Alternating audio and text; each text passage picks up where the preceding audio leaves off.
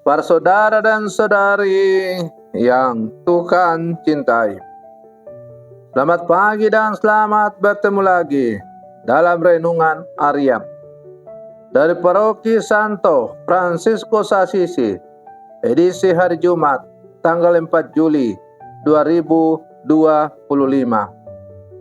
Mengawali hari yang baru ini, kita hendak mendengar dan merenungkan sabda Tuhan. Marilah sebelum kita mendengar dan merenungkan sabda Tuhan, kita berdoa. Dalam nama Bapa dan Putra dan Roh Kudus. Amin.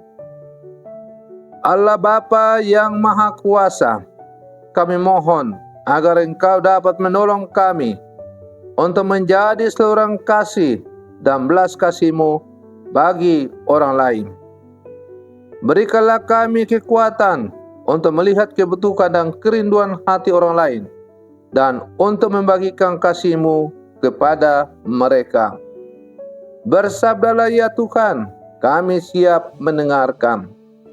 Terpujilah Engkau Bapa, Putra dan Roh Kudus, kini dan sepanjang segala masa. Amin.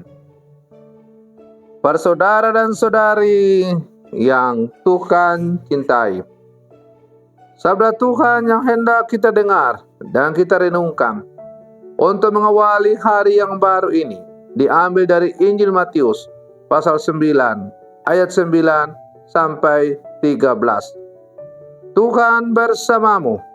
Inilah Injil suci menurut Matius. Pada suatu hari, Yesus melihat seorang yang bernama Matius duduk di tempat pemungutan cukai. Lalu ia berkata kepadanya, "Ikutlah aku." Matius pun bangkit dan mengikuti dia. Ketika Yesus makan di rumah Matius, datanglah banyak pemungut cukai dan orang berdosa, lalu makan bersama dia dan murid-muridnya. Pada waktu orang Farisi melihat hal itu, berkatalah mereka kepada murid-murid Yesus, "Mengapa gurumu makan bersama pemungut cukai dan orang berdosa?" Yesus mendengarnya dan berkata, "Bukan orang sehat yang memerlukan tabib, tetapi orang sakit. Jadi pergilah dan pelajarilah arti firman ini. Yang kukehendaki ialah belas kasihan dan bukan persembahan. Sebab aku datang bukan untuk memanggil orang benar, melainkan orang berdosa." Demikianlah sabda Tuhan.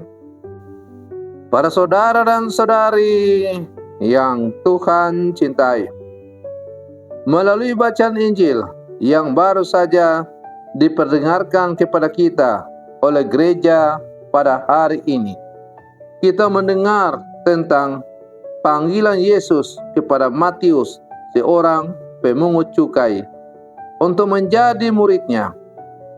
Matius langsung meninggalkan pekerjaan lamanya dan mengikuti Yesus. Peristiwa ini menunjukkan bahwa panggilan Yesus dapat datang secara tiba-tiba dan menuntut respons yang cepat dan tegas. Para saudara dan saudari yang Tuhan cintai, ketika Yesus makan di rumah Matius, banyak pemungut cukai dan orang-orang berdosa datang dan bergabung dengan mereka.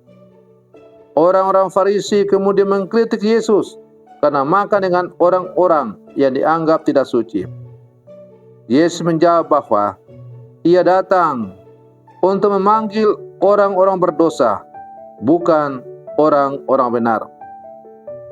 Peristiwa ini menunjukkan bahwa Tuhan memiliki kasih dan belas kasihan yang besar terhadap orang-orang yang dianggap sebagai orang luar atau orang berdosa. Tuhan tidak memandang status sosial atau moral seseorang, melainkan melihat kebutuhan dan kerinduan hati mereka. para saudara dan saudari yang Tuhan cintai. Kalau Tuhan saja tidak pernah memandang latar belakang orang, apakah orang itu orang suci atau orang berdosa, apakah dia orang bersih atau orang kotor. Singkatnya, Yesus merangkul semua orang yang rindu untuk datang kepadanya. Maka sebagai murid-murid Yesus, kita pun diajak agar dalam seluruh kehidupan kita tidak melakukan diskriminasi atau pilih-pilih kasih dalam bergaul atau memperlakukan sesama kita. Sebagaimana Yesus yang mencintai semua orang, maka setiap murid Yesus, setiap orang Katolik harus selalu mengutamakan kasih dalam berhadapan dengan sesama dan siapapun dalam seluruh kehidupan. Para saudara dan saudari yang Tuhan cintai, sebagai murid-murid Yesus yang hidup zaman sekarang, apakah kita sudah mengalami kasih dan belas kasihan Tuhan dalam hidup kita? Apakah kita sudah menjadi saluran kasih dan belas kasihan Tuhan bagi orang lain?